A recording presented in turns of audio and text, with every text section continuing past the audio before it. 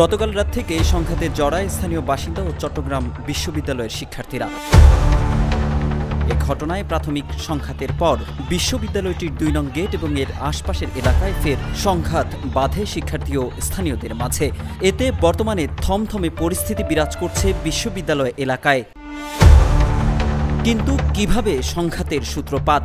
শিক্ষার্থী ও প্রত্যক্ষদর্শীদের বরাতে জানা গেছে, চট্টগ্রাম বিশ্ববিদ্যালয়ের ২ নং গেটের কাছে একটি ভবনে চবির দর্শন বিভাগের এক ছাত্রী ভাড়া থাকেন। গতকাল রাত 11:30টার দিকে নির্ধারিত সময়ের পরে তিনি ওই ভবনে প্রবেশের চেষ্টা করলে দারোয়ানের সঙ্গে তর্ক বাধে।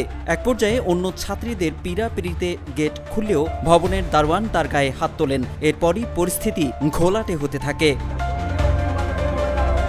শিক্ষার্থীরা জানিয়েছেন, ওই ছাত্রীকে অপদস্থ করার খবর পেয়ে ঘটনাস্থলে উপস্থিত হয়ে শিক্ষার্থীরা দারোয়ানকে জিজ্ঞাসাবাদ করতে গেলে তিনি পালিয়ে যান। পরে শিক্ষার্থীরা তাকে ধাওয়া করলে স্থানীয় লোকজন শিক্ষার্থীদের লক্ষ্য করে ইট পাটকেল নিক্ষেপ করতে থাকে। এরপরই শুরু হয় ধাওয়া পাল্টা ধাওয়া ও সংঘর্ষ। এদিকে গতকালের সংঘাতের সূত্রপাতের বিষয়ে প্রত্যক্ষদর্শী চট্টগ্রাম বিশ্ববিদ্যালয়ের শিক্ষার্থী আয়েশা আবিদিন জানিয়েছেন, ঘটনার মূল কালপ্রিট বাড়ির দারোয়ান। তার ব্যবহার বাড়িওয়ালার চেয়েও ৩ ডিগ্রি উপরে দাবি করে ফেসবুক স্ট্যাটাসে লিখেন, ভুক্তভোগী শিক্ষার্থী বাসায় ঢুকতে দেরি করলেও 11:30টার আগেই আসে, তবে বাড়ির দরজা 11টায় বন্ধ হয়ে যায়।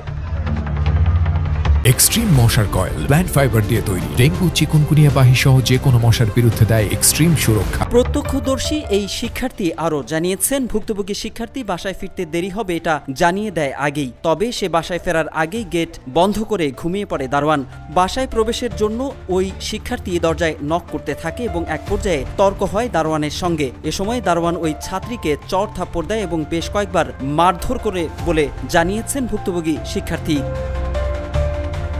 এরপর স্থানীয় ভবনের কিছু লোক এসে দারোয়ানের উপর চড়াও হয়। লোক জড়ো হলে ঘটনার বর্ণনা দেন ভুক্তভোগী ছাত্রী, কিন্তু দারোয়ান নমনীয় না হয়ে উল্টো কথা কাটাকাটি চালিয়ে যেতে থাকে। পরে ভুক্তভোগী চবি শিক্ষার্থী বিশ্ববিদ্যালয়ের সিনিয়রদের সহায়তা চায় এবং তারা দারোয়ানকে ধরতে গেলে সে স্থানীয়দের সহায়তায় পালিয়ে যায়। এরপরই উত্তেজনা বাড়তে থাকে, যা পরবর্তীতে শিক্ষার্থী ও স্থানীয়দের মধ্যে মুখোমুখি সংঘর্ষের রূপ নেয়।